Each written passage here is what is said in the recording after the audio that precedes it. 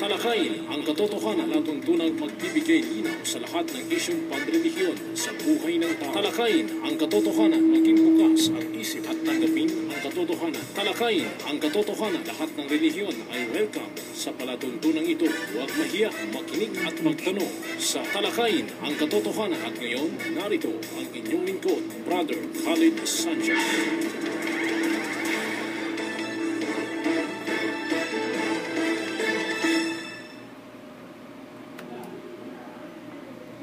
O kayong mananampalataya, huwag ninyong tangkilikin ang mga Hudyo at mga Kristiyano bilang kaibigan, tagapangalaga o katulong. Sila ay awliya lamang sa bawat isa sa kanilang lipon. At sino man sa inyo ang kumuha sa kanila bilang awliya, kaibigan, tagapangalaga o katulong, kung gayon, siya ay isa sa kanila. Katotohanan si Allah ay hindi namamatnubay sa mga tao na zalimun, mga mapagsamba sa Diyos-Diyosan, buhong, buktot o walang katarungan. Quran 5, ang aya ay 51. Ang bahaging ito ay hatid sa inyo ni Brother Omar Banaag at Sister Donna Belgari. Bismillahirrahmanirrahim. Qalu subhanaka la ilma lana illa ma 'allamtana innaka antal alimul hakim. Assalamualaikum sa aking mga kapatid na mga Muslim. Magandang hapon po sa mga kababayang mga Kristiyano na nakikinig sa ating palatuntunan sa hapong ito. At sa muli po, samahan niyo po kami sa loob ng isang oras sa pagtalakay at sa pagsagot ng inyong mga katanungan na inyo pong ipinadala sa amin. At ang inyong lingkod, Brother Khalid Sanchez. Bago po dyan ay nais ko po munang bigyang daan po yung ating panawagan. Ang Mindanao People Da'wah Association ay patuloy pa rin sa kanyang pamamahagi ng libreng Islamikong babasahin. Ito po ay matatagpuan sa panulukan ng Ruales at Sinswat Street. Dito po yan sa lungsod ng Cotabato. Bukas po yan tuwing araw po ng Lunes hanggang Biyernes, alas 9 hanggang alas 5 ng hapon. Kaya po aming inaanyayahan yung atin pong mga kababayan na dumalaw po sa ating tanggapan, saliksikin po ang Islam upang sa ganun tayo po ay magkakaroon ng tamang kaalaman patungkol sa relihiyong Islam. At meron din po tayong branch, ito po ay matatagpuan naman sa Notre Dame Avenue. Harap lamang po ng Notre Dame University. Dito rin po yan sa Cotabato City. At sa mga patuloy na sumusubaybay ng ating palatuntunan, ito pong ating pangradyong palatuntunan ay makikita na rin po sa youtube.com. Ang gagawin po lamang ay i-type or i-search po yung aking pangalan, Khalid Sanchez.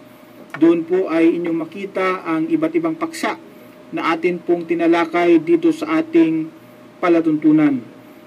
I-search lang po yung Khalid Sanchez. At huwag niyo pong kalimutan na i-like po yung aking Facebook page na Bro Khalid Sanchez. www.facebook.com/Bro Khalid Sanchez. Sa mga nais pong maging bahagi ng ating palatuntunan, maaari po kayong magpadala ng inyong mga katanungan. Ang atin pong hotline ay 0915-50-63652. Ulitin ko po, 0915-50-63652. Isa pa, 0915-50-63652. Binabati ko po si Brother Omar Banaag ng Luzon, Sister Donna Belgari ng Kuwait, si Brother Abdullah Gayak po ng Cotabato Hardware. Kapag kayo po ay merong pangailangan sa construction po, mga materials para sa construction, dyan na po kayo sa kanyang Cotabato Central Hardware sa may Mabini Street, dito po yan sa Cotabato City. Kay Brother Banyas, Omar Banyas ng Kingdom of Saudi Arabia, Assalamualaikum.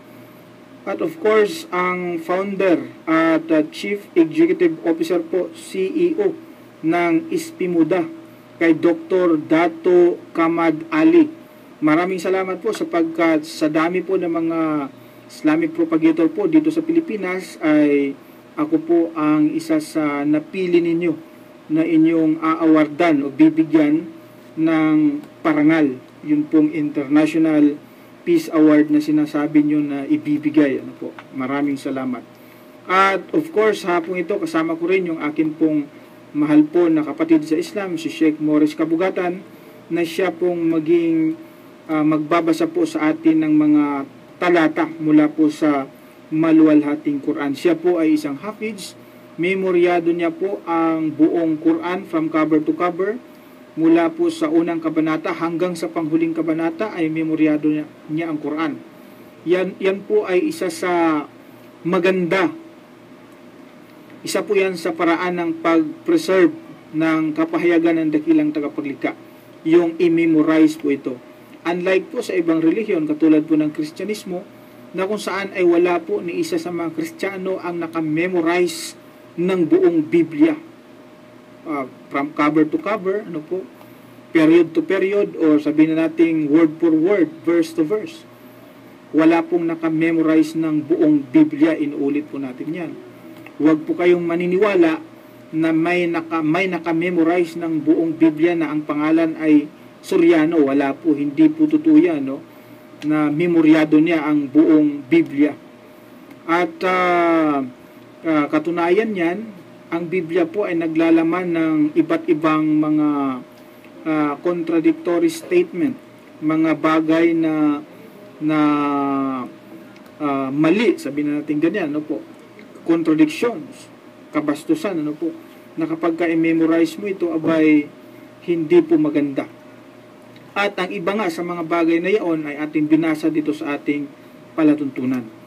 So sa Islam po, nananatili ang kapahayagan ng dakilang tagapaglikha mula nang ito ay ipinahayag sa panahon ng Propeta Muhammad sallallahu alaihi wasallam hanggang sa ngayon, sapagkat ito ay memoryado hindi lamang ng isang Muslim kundi marami sa mga Muslim ang nakamemorize ng buong Quran. At kasama nga natin ang isa dyan sa hapong ito sa ating palatuntunan upang maglingkod sa ating mga kababayan na nagsasaliksik ng tamang pananampalataya.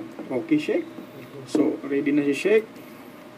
Unang katanungan, Sheikh, ito po ay galing sa ating kaibigan sa Facebook na si Eric Yusuf Matyong ng Bulacan. Sabi niya ganito, Assalamualaikum Bro Khalid, wa alaikumussalam warahmatullah. Ako po ay isang balik Islam dito po sa Bulacan. May itatanong lang po ako tungkol sa mga hindi nakikita o jinn. Yun. Ang akin pong mga pinsan ay kasalukuyan pong kinukulam ng matagal na panahon at isinumpa gamit o sa tulong ng mga masamang espiritu. Namamatay po sila unti-unti. Ano po ang aking magandang gawin upang matulungan sila? Ang mga pinsan ko po ay mga Kristiyano. Salamat po sa inyong tulong.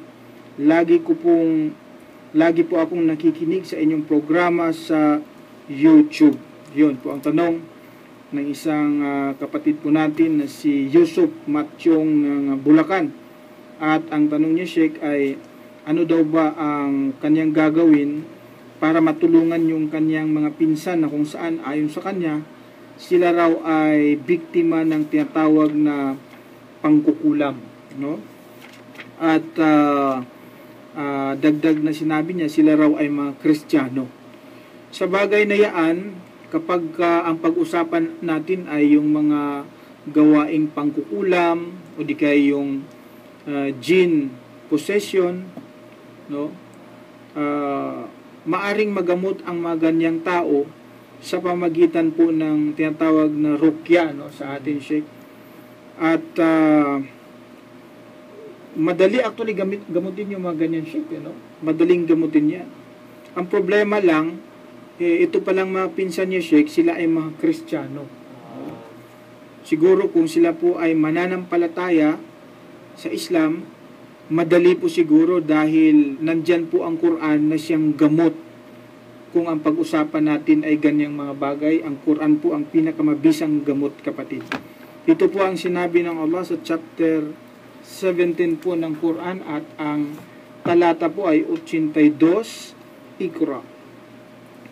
أعوذ بالله من الشيطان الرجيم بسم الله الرحمن الرحيم وننزل من القرآن ما هو شفاء ورحمة للمؤمنين ولا يزيد الظالمين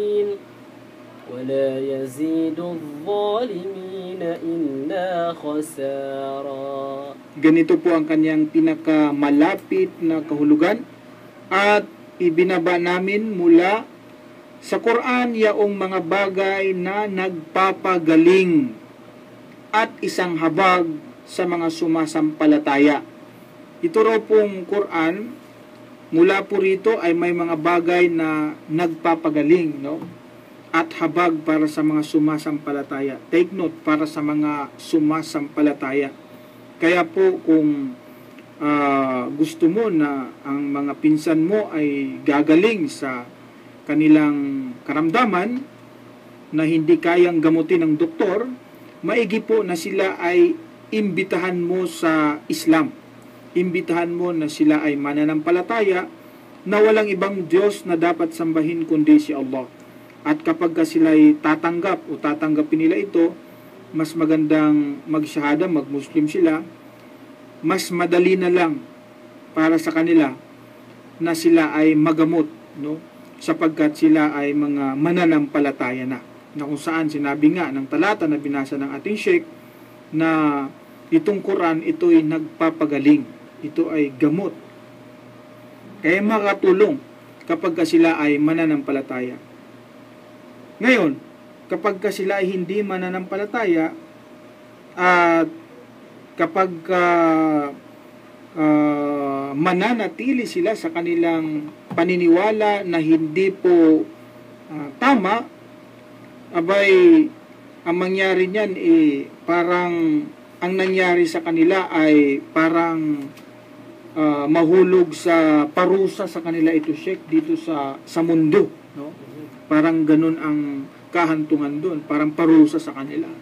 Ito po ang sinasabi ng chapter 3 at ang aya ay 56 ng maluwalhating Quran.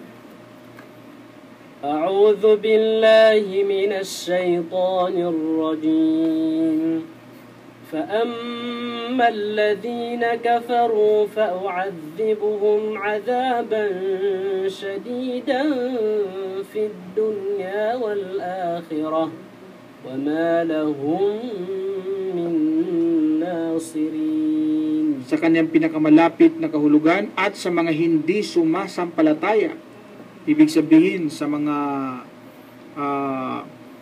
Kristiyano o Hudyo o sino man na hindi Muslim, hindi mananampalataya, sila ay aking parurusahan, sinabi ng Allah, ng matinding kaparusahan sa mundong ito, yun, at sa kabilang buhay, at sa kanila ay walang makatulong. So kapag hindi po sila magmumuslim, maging charged to parusa yan sa kanila, Sheikh, dito sa mundong ibabaw. Kasi po, sa mga mananampalatayang Muslim, yan, kapag may mga ganyan, sinabi ng propeta na ito'y pagsubok, no? Kailangan tiisin. Sa hindi mananampalataya, ito ay parusa sa kanila, dito sa mundo at maging sa kabilang buhay. Yung sinabi mo na sila ay tinamaan ng sumpa, abay, hindi lamang sa mundo ito, kundi kahit na sila ay mamamatay, ay tatamaan pa rin sila ng sumpa. Kahit sila ay hindi lamang sa mundong ito, buhay pa hanggang sa kamatayan, tatamaan pa rin ng sumpa. Sumpa na galing sa mga anghel, galing sa Allah. Ganun, at maging sa mga mananampalataya. Ganun ang sinasabi sa chapter 2 at ang aya ay 161 ng maluwalhating Quran. Iqra. أعوذ بالله من الشيطان الرجيم إن الذين كفروا وماتوا وهم كفار أولئك عليهم لعنة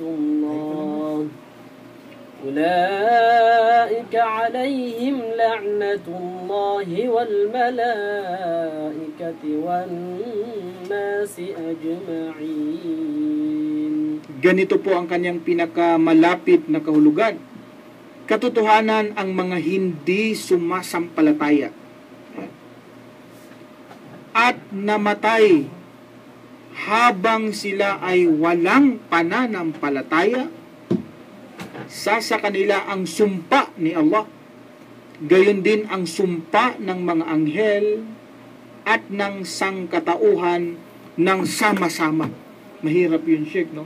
Kapag ang isang hindi raw mananampalataya at namatay siya na siya'y hindi mananampalataya, sa kanya ang sumpa ng mga anghel, sumpa ng Allah, sumpa ng sangkatauhan, sa kanya ng sama-sama.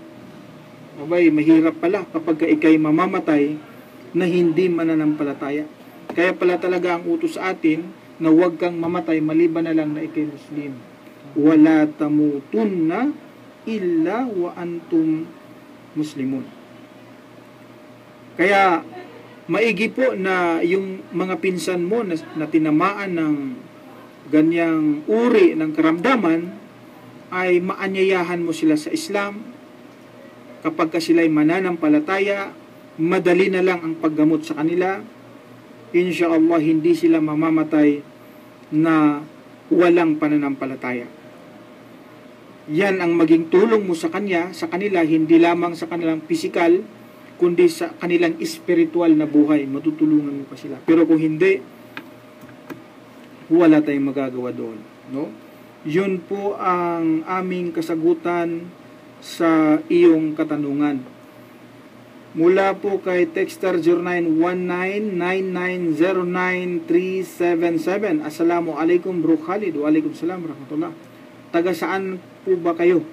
Ako po si Abdullah Bores ng Bicol. Parang Mores, no? Sounds Mores. Taga saan daw po? Ako po ay taga Mindanao. In particular po dito sa lungsod ng Cotabato. Wala naman siyang tanong maliban doon, Sheikh. Okay, proceed. Mula po kay Texter, LC Villarreal Lacheca. Assalamualaikum brother. Waalaikumsalam warahmatullah. Gusto ko po sanang itanong. Nag-embrace ako ng Islam sa Jeddah 2004. Nag-aral ako sa Da'wah Center High Salama Branch. Nais ko pong itanong sa iyo kung batas po ba ni Allah ang pag-aasawa ng hanggang 4 ng mga lalaking Muslim. Ito bagay kay brother Mamet Tadem na ngayon lang dumating, no? Batas daw ba ng dakilang tagapaglikha ang pag-aasawa ng 4? At ang sagot po natin ay ibabatay natin sa sinabi ng dakilang tagapaglikha. Opo, chapter 4 at ang aya ay 3. Ganito ang sinasabi. Ikra. أعوذ بالله من الشيطان الرجيم وإن خفتم ألا تقسطوا في اليتامى فانكحوا ما طاب لكم من النساء مثنى وثلاث ورباع فإن خفتم ألا تعدلوا فواحدة أو ما ملكت أيمانكم ذلك أدنى ألا تعولوا. Sa kanyang pinakamalapit na kahulugan, at kung kayo ay nangangamba na kayo ay hindi makagaganap na maging makatarungan sa mga babaeng ulila, kayo ay magsipag-asawa ng kababaihan na inyong mapupusuan. Sabi niya, kayo, sabi niya, ibig sabihin utos, batas ito. Utos, batas siya. Sabi niya, kayo ay magsipag-asawa ng kababaihan na inyong mapusuan. dalawa, ayun, dalawa kaagad. Nagsimula sa dalawa, no? Hindi siya nagsimula sa isa. Di ba siya? Oh, nagsimula kaagad sa dalawa ang utos ng dakilang tagapaglikha na ikay mag-asawa. Kay Brother Mamitadem at kaya mo mag-asawa, magsimula ka, dalawa, sabi dalawa. O, mathna, wa thulatha, diba? O tatlo, o apat. Ngunit, kung kayo ay nangangamba na kayo ay hindi makagaganap na maging makatarungan sa kanila, kung gayon ay mag-asawa lamang ng isa. Mag-asawa ng isa. So, kung hindi mo kaya, ngunit kaya mo, nagsimula ka agad sa dalawa. Merong wisdom doon kung bakit ang utos ng dakilang tagapaglikha ay nagsimula siya sa dalawa. Pwede namang umpisahan niya siya sa isa, no? Pwedeng wahid. Umpisahan ka agad sa isa, pero hindi. Hanggang apat. Nagsimula siya sa kanyang utos, dalawa, tatlo, apat. Ngunit kung hindi kaya, hindi ka makakapagbigay sa kanila ng katarungan, abay, isa. Mag-asawa ng isa lamang. Kaya sa tanong mo, kung ito'y utos, opo, nasa maluwalhating Quran po yan. Maging ang Propeta Muhammad, sallallahu alaihi wasallam, marami siyang asawa. Sobra pa nga sa apat yung sa kanya, no? Ngunit meron ding ibang pagpapaliwanag doon. May hikmah dyan, no? Maging sa Biblia ng ating mga kababayan, mga Kristiyano, abay, hindi po bawal dito, Sheikh, ang pag-asawa ng higit sa isa. Sa Biblia po, hindi bawal. Ano po ang pag-asawa ng higit sa isa? In fact, ito po babasahin ko sa Exodus 21, ang talata ay 20. Yes, ganito ang sinasabi. Exodus 21 verse 10. Kung siya'y mag-asawa sa iba, ayun, kung siya'y mag-asawa sa iba, ang kanyang pagkain, ang kanyang damit, at ang kanyang kapangyarihang pagkaasawa ay hindi niya babawasan. Ang sabi sa Biblia, kapag ang isang tao raw ay mag-asawa ng iba, abay hindi mababawasan yung pagkain, damit, o kapangyarihang pagkaasawa doon sa unang asawa niya siya. No? Equal pa rin. No? Treatment. Maging si Solomon, sa Biblia po yan, ha? Aba, ito ang mas malupit siya. Sapagkat maging si Propeta o si Haring Solomon, abay, mantakin mo siya, ang asawa niya dito ay umabot sa 700 ang asawa niya. Sa Biblia yan, ha? 700, Brother Mamitadem. Sa unang hari, 11, ang talata po ay 3. Ito po ang sinasabi. At siya, ibig sabihin si Haring Solomon, at siya ay nagkaroon ng 700 asawa. Grabe, no? 700 asawa na mga prinsesa at 300 babae, at iniligaw ng kanyang mga asawa ang kanyang puso. Si Solomon nagkaroon ng 700 wives sa Biblia, ha? Kaya po kapag ang pag-asawa ng higit sa isa ay masama, bawal, nakaka-impyerno, abay, unang maimpyerno yung mga propeta. Dahil marami silang asawa, Sheikh.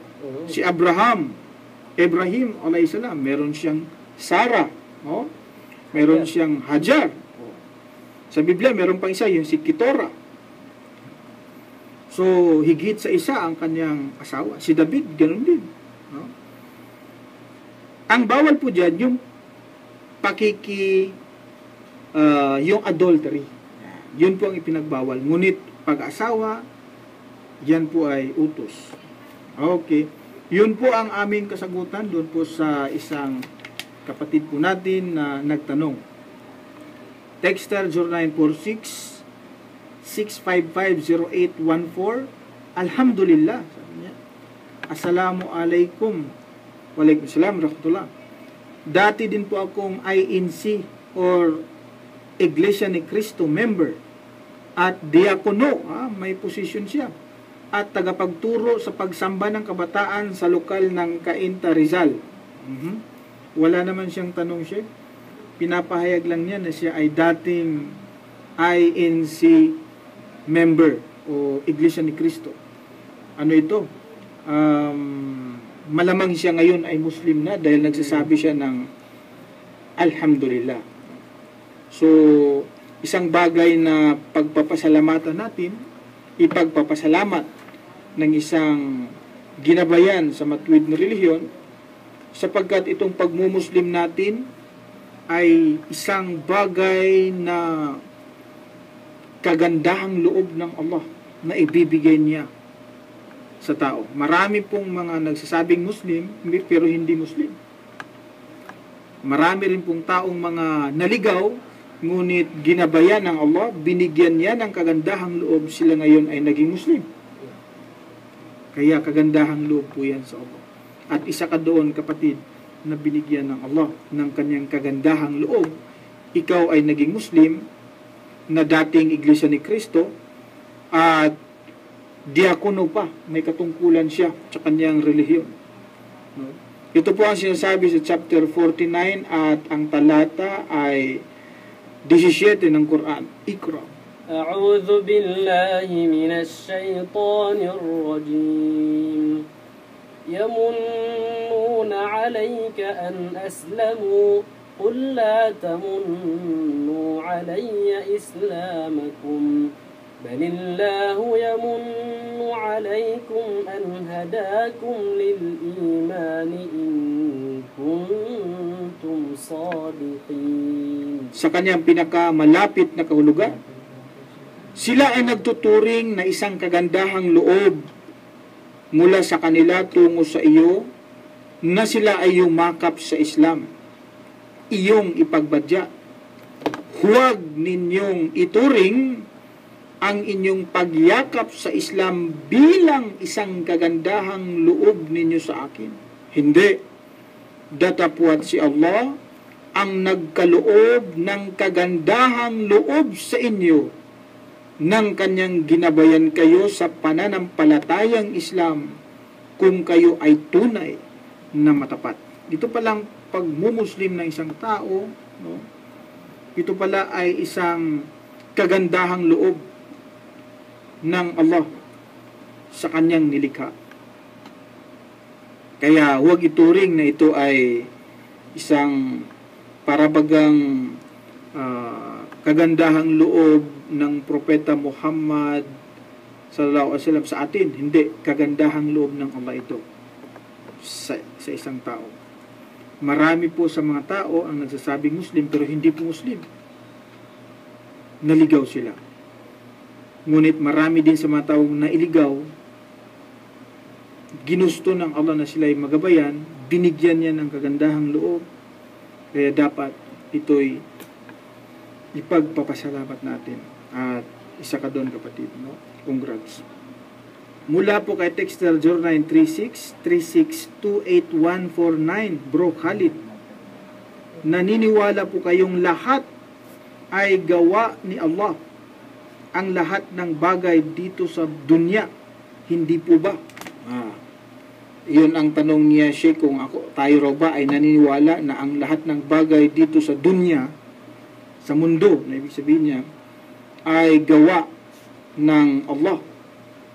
Ang sagot ko po ay opo, sapagkat yan naman po talaga ang sinasabi ng maluwalhating Quran. Mahirap kung ang paniwalaan natin ay hindi nakasaad dito. Kung ano yung nakasaad, yun ang paniwalaan natin. Diba? Sa chapter 50, at ang talata ay 38. Ganito po ang sinasabi. Iqra.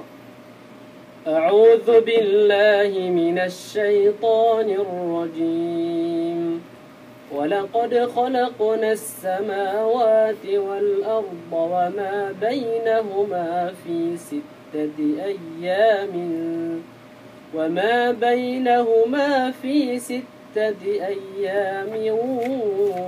وما مسنا من لغوب. Ito po ang pinakamalapit na kahulugan.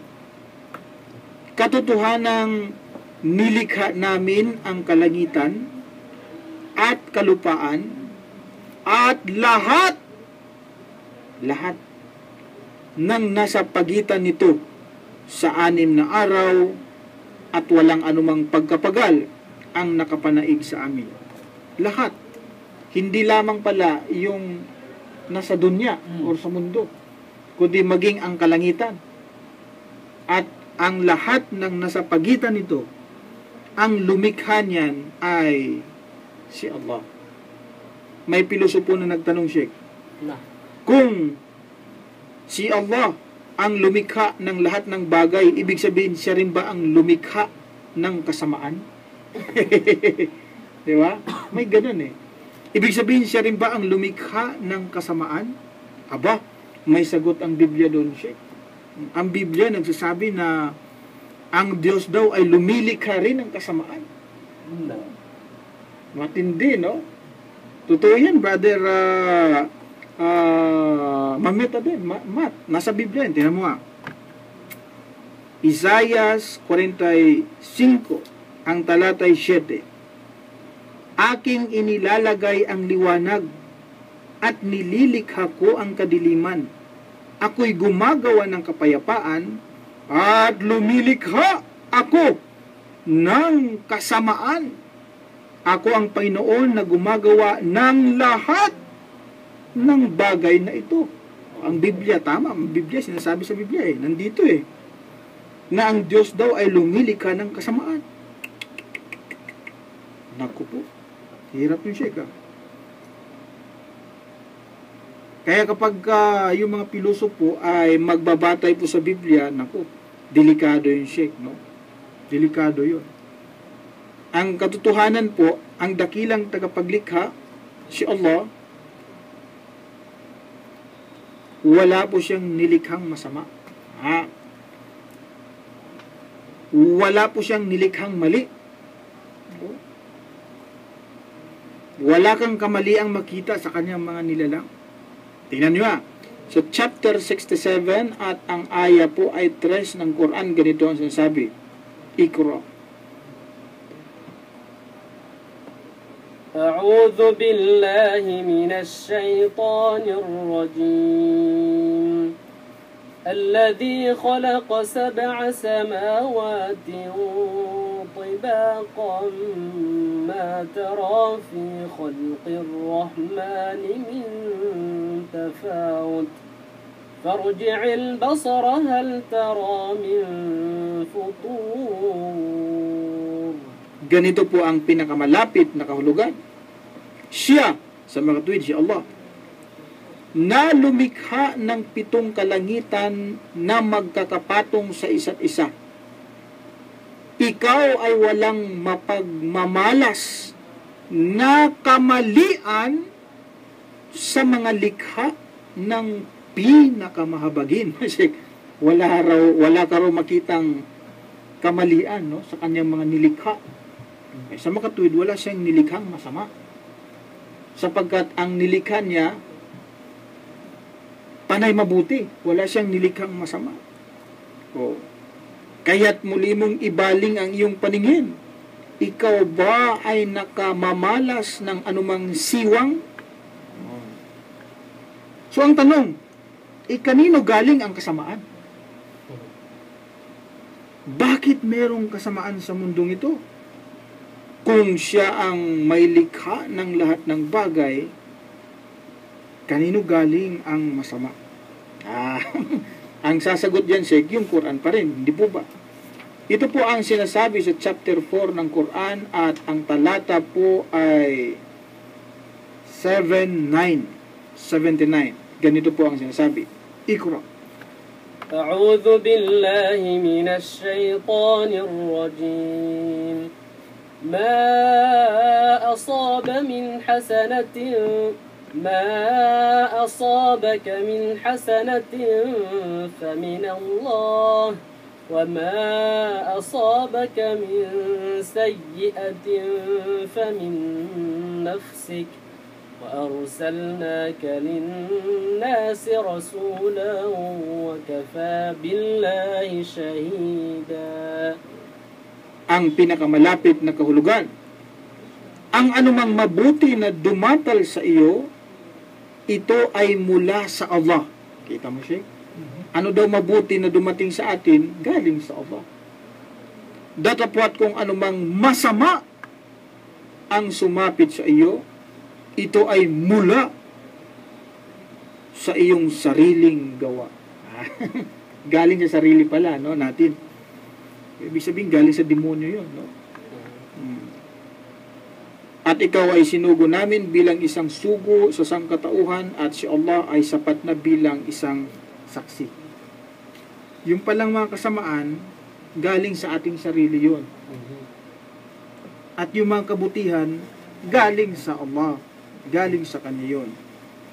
Kaya pala, Sheikh, nung si Dawood ay ginawang kalipa ng dakilang tagapaglikha, ay sinabihan niya na huwag sumunod sa sarili. Sapagkat ito pala ay makapagliligaw kapag kasusundin mo yung sarili mo. Chapter 38 at ang talata po ay 26, Iqra.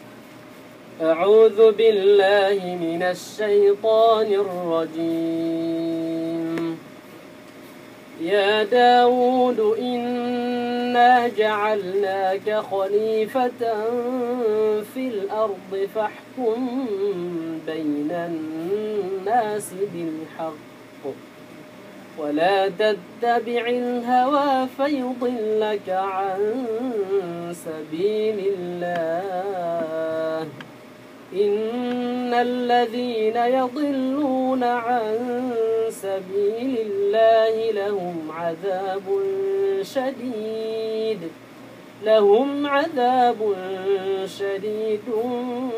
بما نسوا يوم الحساب. Sa kanyang pinakamalapit na kahulugan, O David, katotohanan ikaw ay ginawa namin na maging kalipa sa kalupaan. Kaya't ikaw ay humatol sa pagitan ng mga tao sa katotohanan at huwag mong sundin ang iyong pagnanasa sapagkat ito ang magliligaw sa iyo sa landas ni Allah. Wala tattabi'il hawa. Huwag mong sundin ang iyong sarili, no? Kasi yun daw ang magliligaw sa iyo. Tama naman, sapagkat yung ating sarili, mayroong mga kasamaan na may mga kasamaan tayo na gusto natin pero ito pala masama. Galing sa ating sarili yun. So, kailangan ang sundin natin ang dakilang tagapaglikha. Balik tayo doon sa kanyang tanong. Ang Allah, ang kanyang nilikha, mabuti po yan. In fact, hindi naman niya, nung nilikha niya si Iblis, hindi naman niya nilikha si Iblis na shaitan, Sheikh, di ba? Nung nilikha niya ang demonyo, ayon si Iblis pala, hindi niya ito nilikha na isang demonyo. Saka lang po siya naging demonyo nung siya po ay hindi sumunod sa utos ng Allah sa kanya. May pinag-utos ang Allah sa kanya at hindi niya ito sinunod. Sa chapter 7, ang mga talata ay 11 hanggang sa 13 po yan. Ganito ang sinasabi. 11 hanggang 13 tayo, Sheikh. Iqra. A'udhu billahi minash shaytanir rajim. وَلَقَدْ خَلَقْنَاكُمْ ثُمَّ صَوَّرْنَاكُمْ ثُمَّ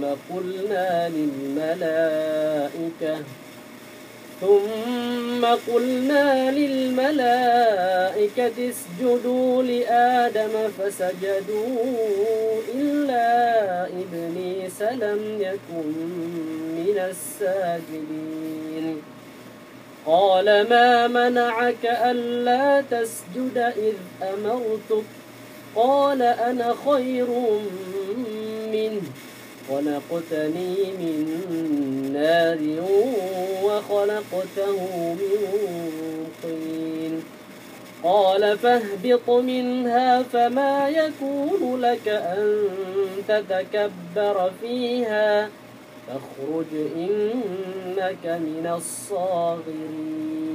Ito po ang pinakamalapit na kahulugan at katiyakang aming nilikha kayo. Nilikha naman ng Allah, no? Tayo raw, nilikha niya. At pagkatapos ay aming ginawaran kayo ng hubog, ang marangal na hubog ng tao. At pagkatapos ay aming winika sa mga anghel, magpatira pa kayo kay Adan. At sila ay nagpatira pa maliban kay Iblis. Siya ay tumanggi na mapabilang doon sa mga nagpapatira pa. Si Allah ay nagwika, ano ang humadlang sa iyo upang ikaw ay hindi magpatira pa nang ikaw ay aking pinag-utusan? Si Iblis, yung demonyo, hindi pa siya demonyo dyan eh. Si Iblis ay nagsabi, ako ay higit na mabuti kaysa kanya. Ako ay nilikha ninyo mula sa apoy at siya ay inyong nilikha mula sa malagkit na putik. Si Allah ay nagwika, bumaba ka, o Iblis, mula rito sa paraiso. Hindi marapat sa iyo na ikaw ay maging palalo rito. Lumayas ka, sapagkat ikaw ay katotohanan kabilang sa mga naaba. Yun. Sapagkat nilabag niya ang utos ng Aba, nagiging shaitan siya ngayon. Nagiging kafir siya ngayon. Ano po? Sa makatwid, maging ang dakilang tagapaglikha, si Allah, hindi pala siya gumawa ng demonyo siya. Ang ginawa niya ay mabuti. Sabi pa nga ng shaitan mas mabuti ako sa kanya dahil ginawa mo ako galing sa apoy. Mabuti talaga, no? Sabi niya. So lahat ng bagay, ang may likha po niyan, ang dakilang tagapaglikha. Ngunit yung kasamaan, hindi na po. Pero ang Biblia, Sheikh, naku, malupit, no? Dahil ang Biblia nagsasabi na ang Diyos daw ay lumilikha ng kasamaan. At binasa natin kanina yung talata sa Isaiah 45 at ang talata ay 7 na ang sabi niya, siya raw ay lumilikha ng kasamaan. Kaya pala, maging itong mga masasamang espiritu, Sheikh, take note, masasamang espiritu. Take note, Brother Mat. Ito palang mga masasamang espiritu ay galing sa Diyos ayon sa Biblia. Malupit yan, ayon sa Biblia, Sheikh. Yung masamang espiritu galing sa Diyos. Sa Biblia yan. Tingnan nyo Unang Samuel 16 at ang talata ay 14, ganito po ang sinasabi. Ang espiritu nga ng Panginoon ay humiwalay kay Saul at isang masamang espiritu na mula sa Panginoon ay bumagabag sa kanya. Yung masamang espiritu mula sa Panginoon bumagabag sa kanya. Abay, ang masamang espiritu galing sa Panginoon. Halaka siya. At ito pa, hindi lamang basta-bastang galing sa Panginoon niya. Ayon sa Biblia, ang masamang espiritu ay sugo niya. Sugo niya siya. Saan po natin mababasa? Hukom 9 at ang talata ay 23. At nagsugo ang Diyos ng isang masamang espiritu. Ayun. Sa Biblia pala yung Diyos gumagawa ng kasamaan, sinusugo yung masamang espiritu, demonyo. Unlike po sa Quran ay wala pong ganyan. Ano lang yun, bahagi lang ng at least by nalalaman yung ating mga kababayan tungkol sa sinasabi ng Biblia sa mga bagay na yan. Yun po ang aming sagot sa nagtanong. Mula po kay texter 966-50-880-47639 at 638. Dami nito. Assalamualaikum bro. Waalaikumsalam. Si Jibril po ito. Bagong yakap sa Islam po. At masugid na taga-subaybay. Alhamdulillah. Dina-download ko po para mai-review ko po. At dito po ako ngayon sa Saudi. Yung mga video natin, dina-download niya sa YouTube. May nagtanong sa akin isang Christian, ano daw po ang sinasabi ng Holy Quran patungkol kay Judas? Judas naman tayo, Brother Matt. Ano raw ang sinasabi ng maluwalhating Quran patungkol kay Judas? Siguro si Judas, yung si Iscariote, ang tinutukoy niya. Ang sagot po namin ay wala pong sinasabi ang maluwalhating Quran patungkol po kay Judas. Swerte naman niya, ha? Yun ngang nanay at tatay ng Propeta Muhammad sallallahu alaihi wasallam, wala nang binabanggit ang Quran, Sheikh, di ba? Pangalan ng tatay ng propeta si Abdullah. Meron bang binabanggit doon? Meron bang binabanggit tungkol sa kanyang tatay? Ang Quran, wala nga, di ba? Yung pakayang si Judas. Yung nanay niya, si Amina, wala rin binabanggit ang Quran doon, di ba? Yung pakayang si Judas, swerte naman, no? Ang binabanggit po sa maluwalhating Quran, si Kristo, meron po siyang mga alagad. Yung pong mga hawariyon, yun ang binabanggit. Sa chapter 3 at ang talata ay 52, ganito ang sinasabi. Ikra. أعوذ بالله من الشيطان الرجيم فلما أحس عيسى منهم الكفر قال من أنصاري إلى الله قال الحواريون نحن أنصار الله آمنا بالله واشهد بأننا مسلمون. Ganito po ang kanyang kahulugan. At nang mapag-alaman ni Jesus ang kanilang kawalan ng pananampalataya, siya ay nagsabi, sino baga ang aking makakatulong sa kapakanan ni Allah? Ang hawariyon, ito na, mga disipulo, yun ang meaning niya, ay nagsabi, kami ang mga tagatangkilik o katulong ni Allah. Kami ay sumasampalataya kay Allah. At ikaw ay magbigay saksi na kami ay mga Muslim. Binabanggit po dyan, yung mga alagad ni Kristo, yun daw po ay mga Muslim. Ang tawag dyan, sa Arabic, hawariyon. Yun po ang binabanggit doon. Pero Judas, wala po. Buti pa doon sa mga jeep, mayroon nakasulat sa mga jeepney na who does not pay. Di ba may ganun na Brother Matt, no? Who does not pay. Pero sa Biblia, may binabanggit po ang Biblia tungkol kay Judas. Marami po. In fact, nagkukontrahan pa nga siya. Sa isang bahagi po ng Biblia, sinasabi po na si Judas daw ay nagbigti. Ngunit sa isang bahagi naman ng Biblia, sinasabi na si Judas daw ay nakakain ng time bomb o dynamite, siguro ganyan. Sumabog siya, Brother Matt. Sa Biblia yun. So doon pa lang, hindi nakapanipaniwala ang Biblia. Contradiction yun. Ano ba talaga ang totoong nangyari kay Judas? Nagbigti ba siya o siya ay nakakain ng dynamite? Ganito ang sinasabi sa Mateo 27, ang talata ay 5. At kanyang ibinulaksak sa sanktuaryo ang mga putol na pilak at umalis. At siya yumaon at nagbigti. Si Judas daw, ayon dito, siya raw ay nagbigti. Kapag ka nagbigti, Brother Matt, ano ba ang hitsura niya? Imagine mo na lang na naglalagay ng tali, no, sa liig. Nagbigti eh. Kapag kasi sabi nagbigti, yun, naglagay ng tali sa liig, tapos binitin ang sarili niya. Di ba? Wala pang 45 doon, kaya hindi masasabing nagbaril sa ulo. No? Pero sa isang talata ng Biblia, ang ikinamatay pala ni Judas ay hindi pagbibigti, Sheikh. Ang pagkamatay ni Judas pala ay sumabog siya. Sumambulat. Contradiction yun. Diba? Saan natin mabasa sa Biblia yan?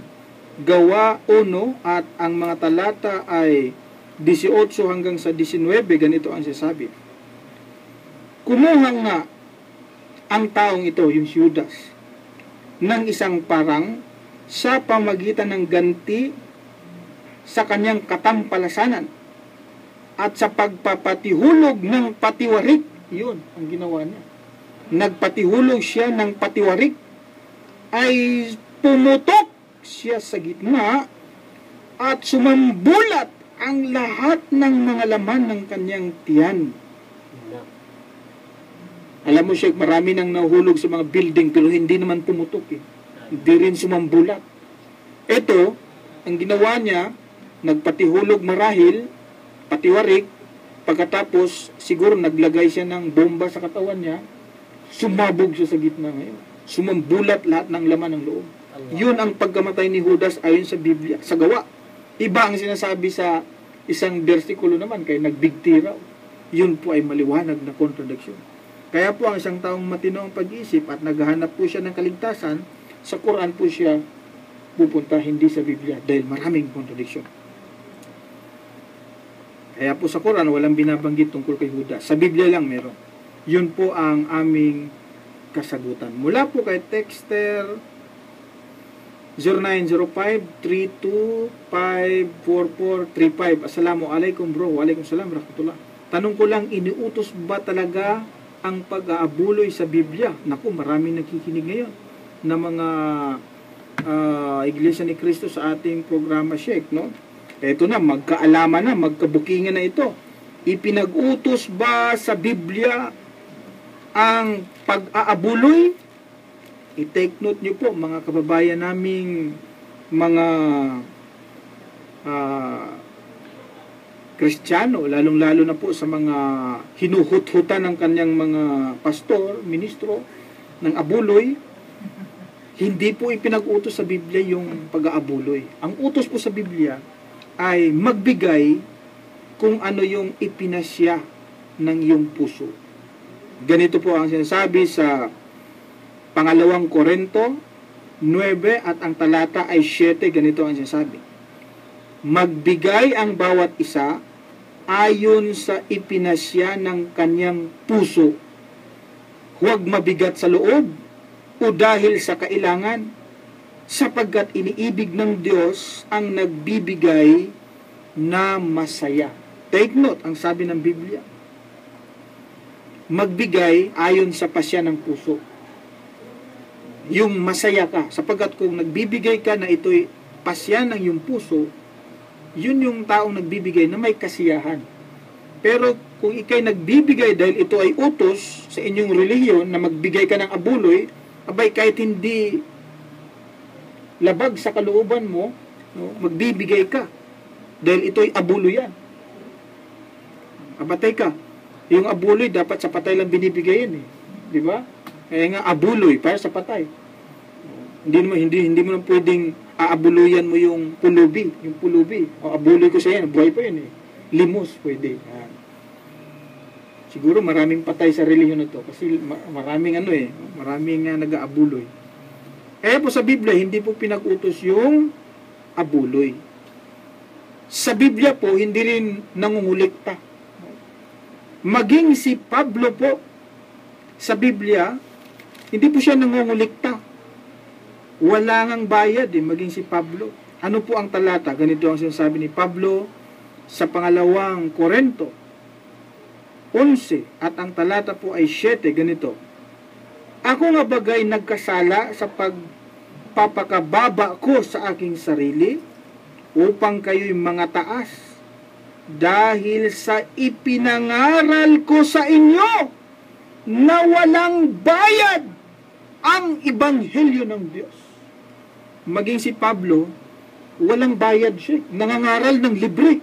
Pagdating sa mga pastor, sa mga ministro ngayon, sa mga pari, nako, katakot-takot na koleksyon ang kanilang kinukolekta sa kanilang mga member. Yeah? I need collection. Diba? INC. I need collection.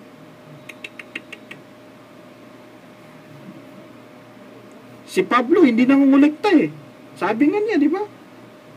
Ipinangaral ko sa inyo ang ebanghelyo ng walang bayad.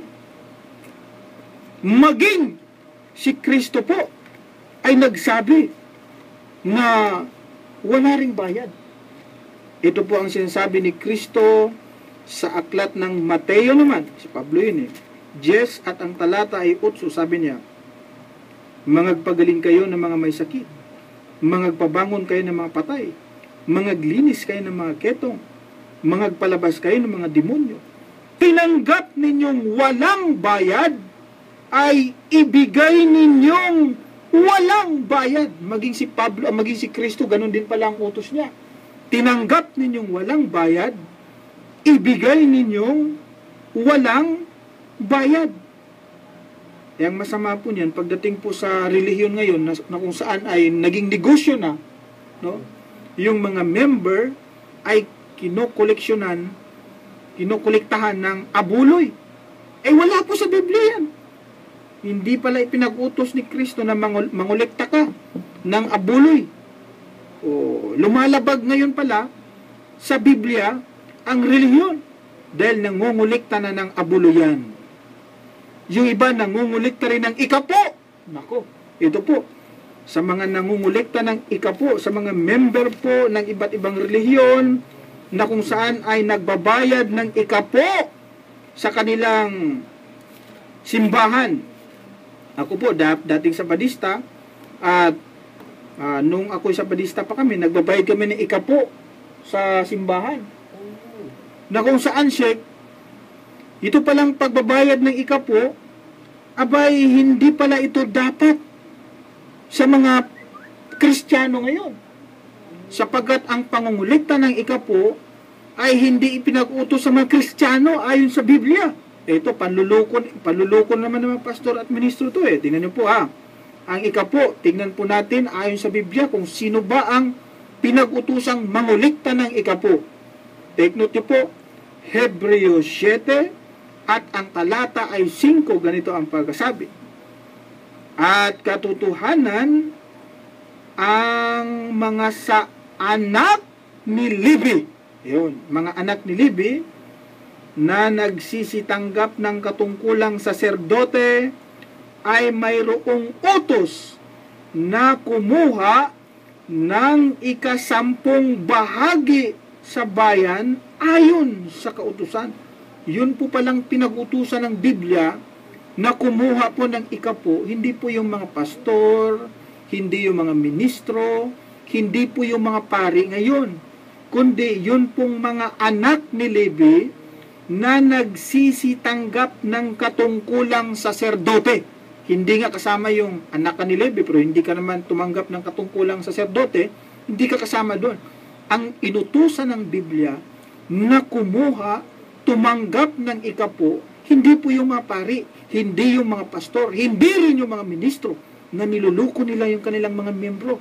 Ang pinag-utusan pala sa Biblia, yung mga anak ni Levi na nagsisitanggap ng katungkulang saserdote. Maliwanag po na sa Biblia po yan. Kaya, kayong mga membro nakikinig sa akin ngayon, na kung saan ay kinukutungan ng kanilang mga kaparian, pastor at ministro ng kung ano-anong koleksyon, abuloy, offering, donation, ikapo, huwag po kayong magbigay. Dahil hindi po utos sa Biblia na ang mga paring ito, mga ministro na ito, mga pastor na ito, ay mangungulikta po sila ng ikapo. Ang pinag-utusan po, yung mga anak ni Levi na nagsisitanggap ng katungkulang pagkasaserdote. Tungkulang saserdote. Sila po ang dapat mangulikta. Bakit ka magbabayad sa mga pastor? Sabi nga ni Pablo, di ba sabi niya? Ipinahayag ko sa inyo, ipinangaral ko sa inyo ang ebanghelyo walang bayad. Sabi ni Kristo, tinanggap ninyong bayad, tinanggap ninyong walang bayad, ibigay ninyong walang bayad. Ngayon, ang mga pare at mga pastor, tumatanggap ng bayad. Kaya nga ang relihiyon, nagiging negosyo na. Naku. Kaya po, mapapansin po natin, karamihan po sa mga pari, mga pastor sa panahon po natin ngayon, mga milyonaryo na Sheikh. Nagpakasasa sa kayamanan ng kanilang mga miyembro. Chapter 9, ang talata ay 34 ng Quran, Iqra. أعوذ بالله من الشيطان الرجيم يا أيها الذين آمنوا إن كثيرا من الأحبار والرهبان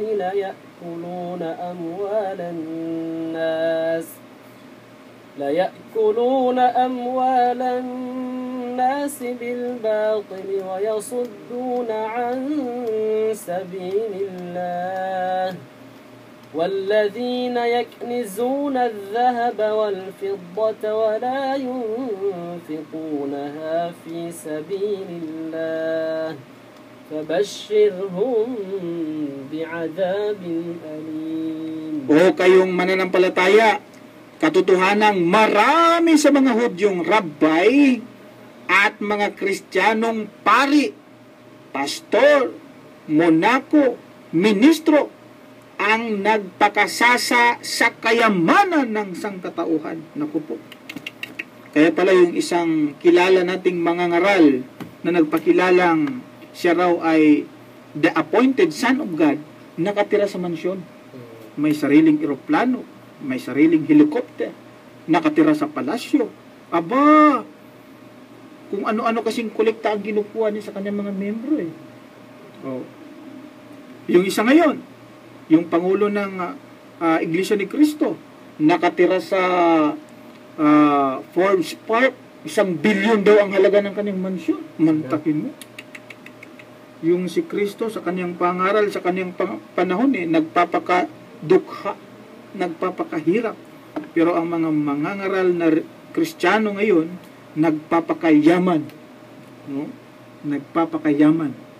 Dahil sa abuloy. Dahil sa pera.